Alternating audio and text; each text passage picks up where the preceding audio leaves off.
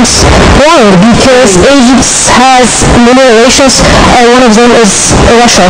And even Egyptian President Sisi said after 31 revolutions, 2 months in Washington Post, that United States abandoned Egypt.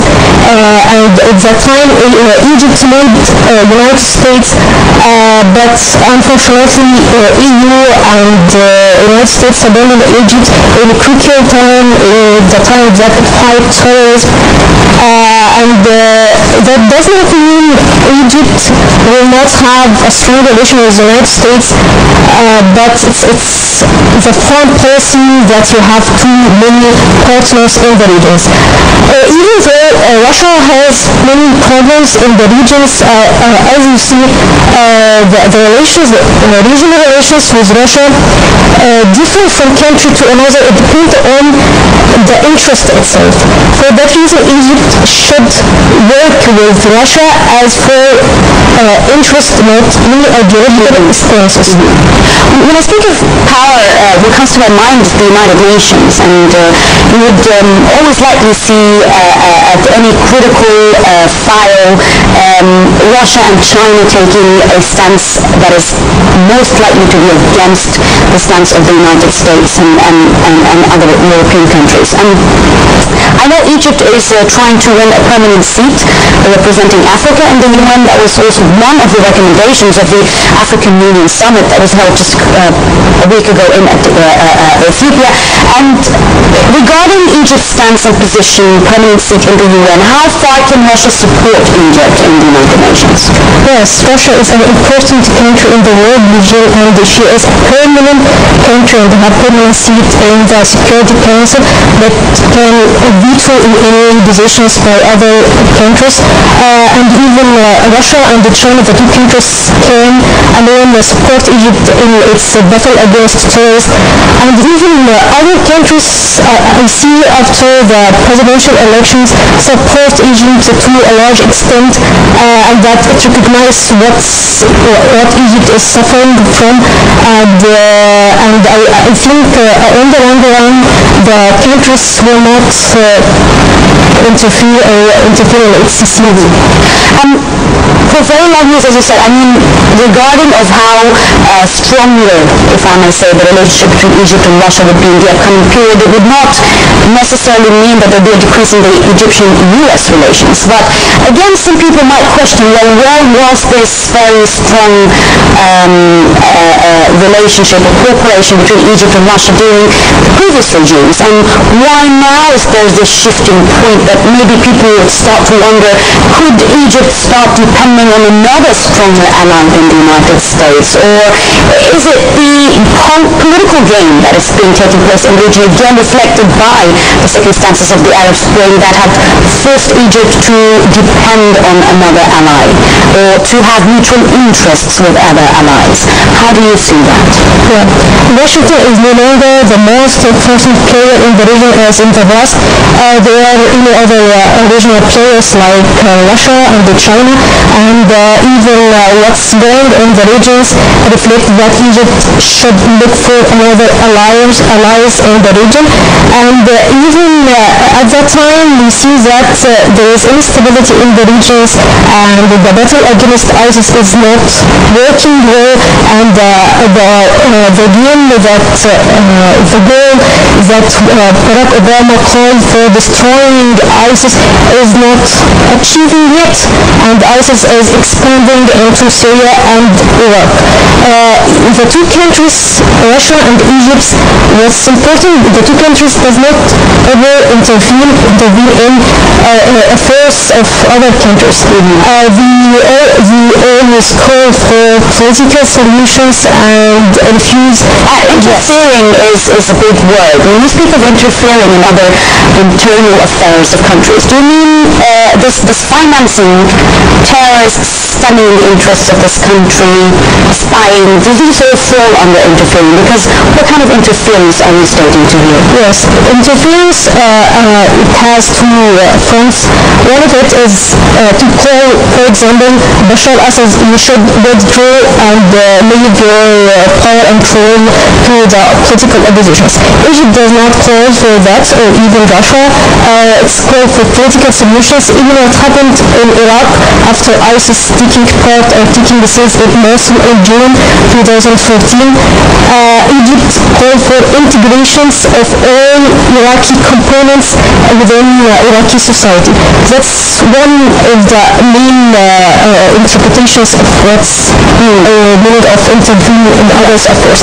And even it's not about interventions, but about external interference. That's like military intervening. That's what happened in Libya. That is an important example. Even the two countries say what's happened there. It's instability, fragmentations of oppositions.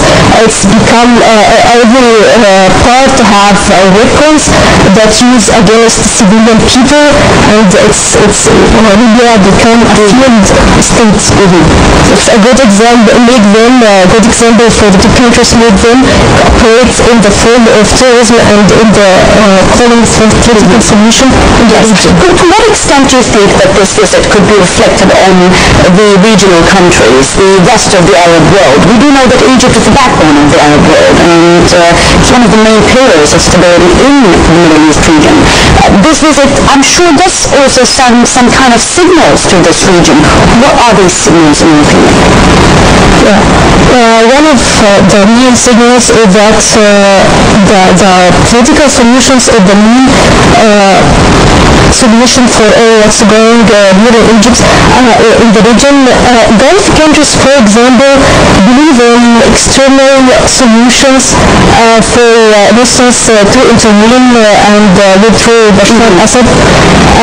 And even in Iraq there are fragmentations in which we have Kurds want to separate from Iraq and constitute a unified entity away of the Iraq that Egypt refused because it encouraged.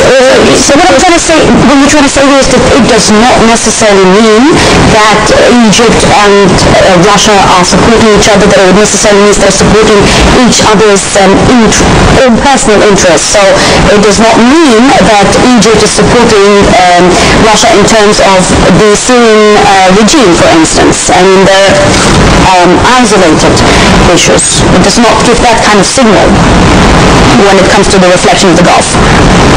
No, it's an individual thing. Yes, that's one of the main issues that will be the section is Syria, because what's going in Syria is have negative impacts on the stability of the regions. It have many terrorist organizations, and it's not safe. Yes, it's not safe, and the many repercussions on Egypt itself and the other countries in the region. Yes, that's, I think, Syria will take almost the discussions with the two presidents. Yes, and let's talk a little bit about the economic benefits of both countries. There is a lot of economic developments between both Russia and Egypt in different fields. Say it's agriculture, tourism. Russians are the #1 tourists that come to Egypt as well. Petrochemical products as well. How far do you think that this visit could further strengthen the Russian industries in Egypt, as we are also expecting the upcoming economic conference? What could Russia present to Egypt from support and help for the development of the Egyptian economy?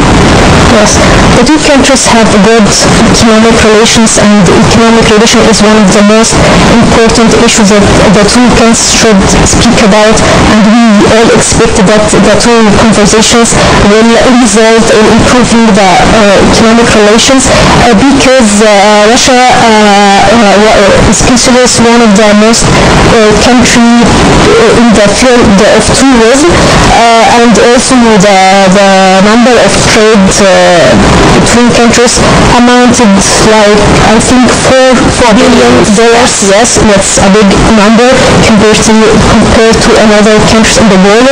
And even Russia is developed in the field of energy, in which it may urge the oil and the gas companies for explorations of oil Egyptian gas, and also in the field of space.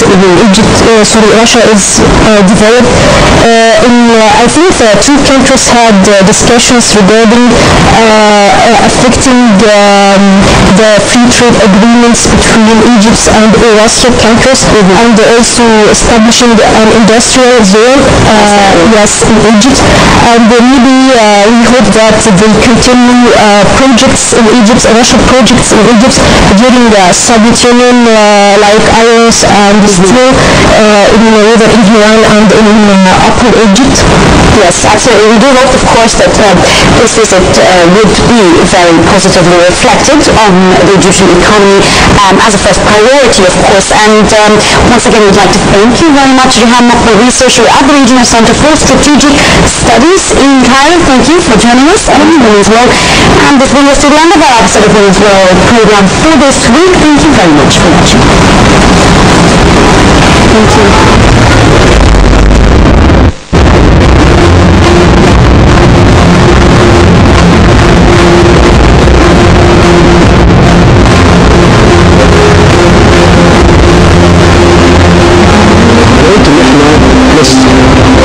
بتواجه أقوى تنظيم سري في العالم. ده معناه إيه؟ معناه إن